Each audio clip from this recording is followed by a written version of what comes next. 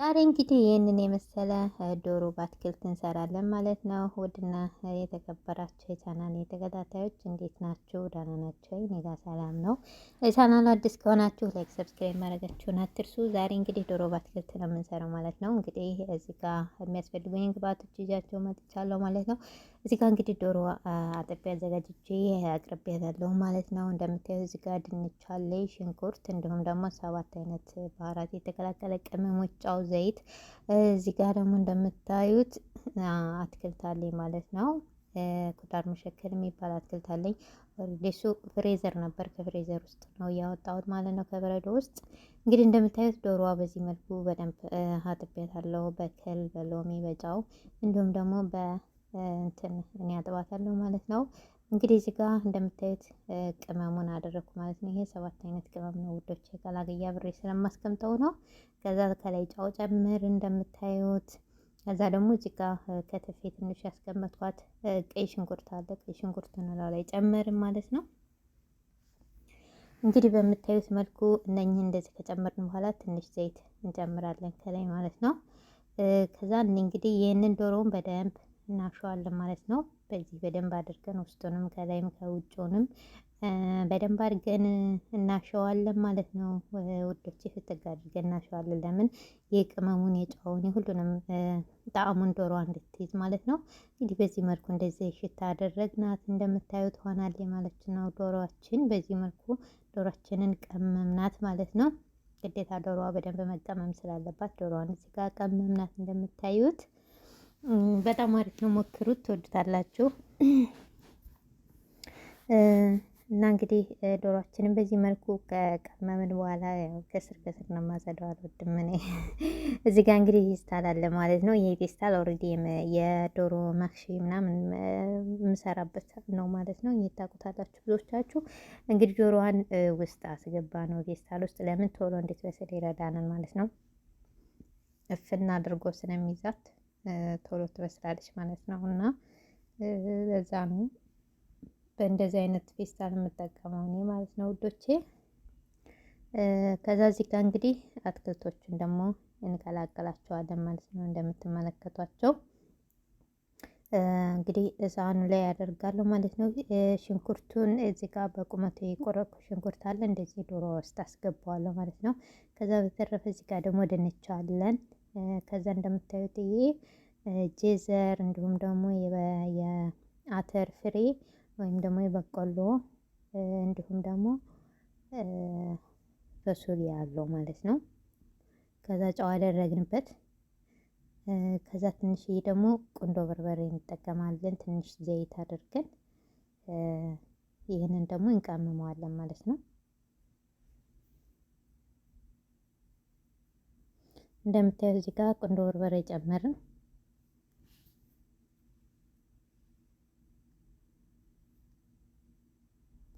ከዛ በተረፈ እዚህ ጋር እንደዚህ እናቀላቅለዋለን ማለት ነው።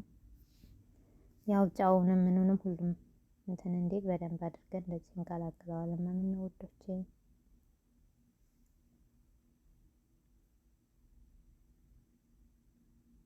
እዚህ ጋር እንግዲህ ቁንዶ በርበሬ ብቻ ነው የተጠቀምኩት። ቁንዶ በርበሬ፣ ዘይት እና ጨው፣ ሌላ ነገር ምንም ነገር አልጠቀምም ማለት ነው አትክልቱ ላይ።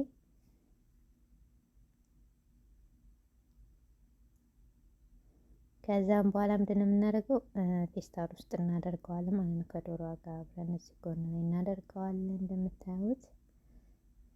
ይህን ካደረግን በኋላ እንግዲህ ቀረፋና ቅርፋ ወረቃንና ቅርፋ እጨምርበታለሁ ማለት ነው። ዶሮዋ ውስጥ ነው የማደርገው እሱን ማለት ነው። ያው ከዛ ይሄን እንደዚህ ካደረግን በኋላ እንዘጋዋለን። የራሱ ከፌስታሉ ጋር አብሮ የሚመጣ የራሱ መዝጊያ ያለው ማለት ነው። ከዛ እንደዚህ አድርገን ፌስታሉን በደንብ አድርገን ንፋስ እንዳይወጣ እንደዚህ እንዘጋዋለን ማለት ነው። ከዛ እንግዲህ እንደምታዩት በዚህ መልኩ ሆነ። ምንም አይነት ውሃ ምንም አንጠቀምም። ያው እንደዚህ ሆኖ የራሱ የሆነ ኩዳሩም ማነው አትክልቱም ስለሚያወርድ በኋላ ላይ ውሃ ዶሮዋም በራሷ መሾይ እንድትሆን ስለምፈልግ ምንም አይነት የውሃ ነገር አልጠቀምም ማለት ነው። ከዛ እንደዚህ ካደረግን በኋላ እንግዲህ ኦፕናችንን እንከፍታለን። ያው የሁላችንም ቤት ኦፕን ይለያያል። እኔ ለ1 ሰዓት ያክል ብቻ ነው የማቆያት ኦፕን ውስጥ። እንግዲህ እንደዚህ ኦቭናችን ውስጥ ከተትናት በዚህ መልኩ ማለት ነው። እኔ ኦልሬዲ 450 ላይ ነው ያደረኩት። ከዛ እሱ እስከሚበስል ደግሞ ጎን ላይ ምን እንሰራለን? ተቡላ ሰላጣ እንሰራለን። ምክንያቱም እንደዚህ ማክሺ ምናምን ነገር ስንሰራ ግዴታ ተቡላ ማዘጋጀት ይጠበቅብናል። ከባብ እንደዚህ ዶሮ መሽዊ ምናምን እንደዚህ አይነት ነገሮች ስንሰራ ሰላጣ ተቡላ ብንሰራ የበለጠ አሪፍ ይሆናል ማለት ነው። እንግዲህ እንደምታዩት እዚህ ጋር አጣጥቤ አትክልቱን አዘጋጅቼዋለሁ ማለት ነው። የሚያስፈልጉንን እዚህ ጋር እንደምታዩት በግዱነስ አለ፣ እንዲሁም ደግሞ ቅጠል ሽንኩርት አለ፣ ቲማቲም፣ ሎሚ፣ ያው የሚያስፈልጉን ግብአቶች እነዚህ ናቸው። በግዱነሱን እንግዲህ በዚህ መልኩ ቆረጥኩት። የድንብላል ቅጠል ማለት ነው። ኦልሬዲ በግዱነስ የድንብላል ቅጠሉ እንግዲህ በዚህ መልኩ ቆረጥኩት እንደምታዩት። ከዛ ደግሞ ቅጠል ሽንኩርት አለን። ቅጠል ሽንኩርታችንን እንቆርጣለን። ዶሮአችን እስከሚበስል እኛ ደግሞ ያው እነዚህን እናዘጋጃለን ማለት ነው። ከዛ እንደምታዩት እንትኑን ቅጠል ሽንኩርቱንም ቆረጥነው ላይ ያደረግን። ከዛ በመቀጠል ደግሞ ቲማቲም እንቆርጣለን ማለት ነው። ቲማቲማችንን እንከታትፋለን በዚህ መልኩ።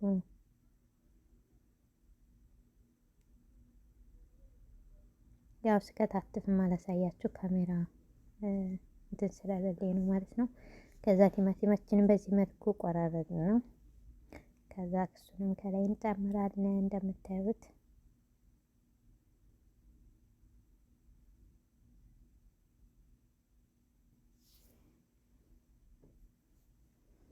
እንግዲህ እንደምታዩት እንደዚህ እያደረግን እየቆራረጥን ነው።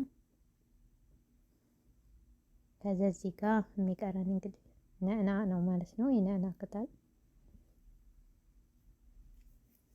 አሁን ደግሞ እንደዛ አድርገን እንቆራርጠዋለን ማለት ነው። በትናንሹ ደቀቅ አድርገን እንከትፈዋለን ነዕናውን።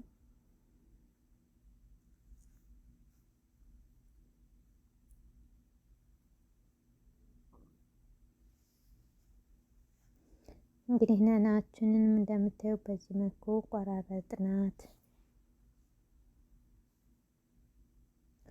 ከዛ እዚህ ጋር እንደምትመለከቱት ብርቆል አለኝ፣ ያጃ የተከካ አጃ ማለት ነው ኦልሬዲ። ከዛ ብርቆልና አጥቤ አስቀምጨዋለሁ። እዚህ ጋር ሎሚ አለኝ።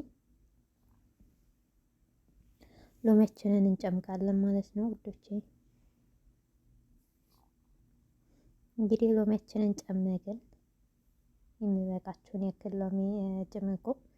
እኔ እንግዲህ የሚበቃኝን ያክል ሎሚ ጨምቄያለሁ ማለት ነው። ብዙ ስለማልሰራ ትንሽ ስለሆነ የምሰራው ያው ሎሚም ትንሽ ነው የጨመርኩት ማለት ነው። እንደምታዩት እንግዲህ ይህንን የሚያክል ሎሚ ጨመርኩበት ማለት ነው።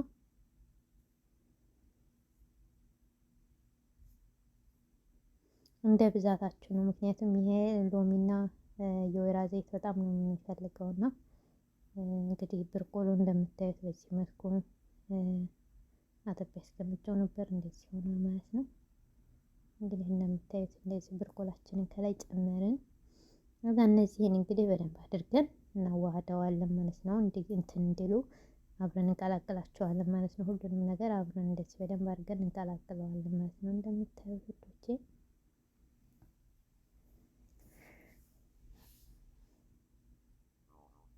እንደዚህ እየቀላቀልኩት ነው ያለሁት እና በጣም ቆንጆ ነው። ከባብ እንዲሁም ደግሞ እንደዚህ መሽዊ ምናምን ነገር ስትሰሩ ሰላጣ ኖርማል ሰላጣ ከምትሰሩ እንደዚህ ሰላጣ ተቡላ ብትሰሩ አሪፍ ነው። በጣም ቆንጆ ይሆናል ማለት ነው ከምግቡ ጋር ማለት ነው።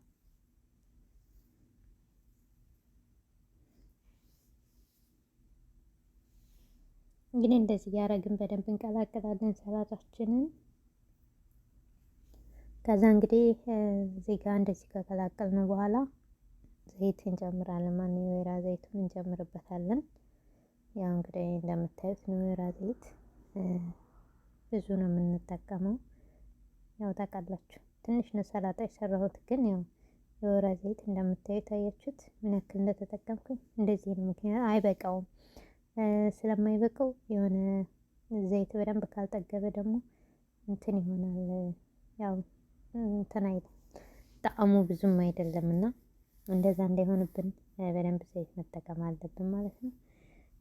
ለዛ ነው እንግዲህ የወይራ ዘይትና ሎሚ በጣም የሚፈጀው ነገር የወይራ ዘይትና ሎሚ ነው። ይሄን ሰላጣ ስትሰሩ ግን በጣም አሪፍ ነው የምር። እንግዲህ እንደዚህ ካደረግን በኋላ ጨው አልጨምርም። ዶሯችንን ገና ስላልበሰለ ሰላጣችንን ጨረስን። ዶሯችን አልበሰለም። ኦሬዲ ዶሯችን እስከሚበስል ድረስ ሰላጣችንን ከድነን እናስቀምጣለን ማለት ነው። እንግዲህ እንደምታየው ውዶቼ ዶሯችን በዚህ መልኩ እየበሰለኝ ነው።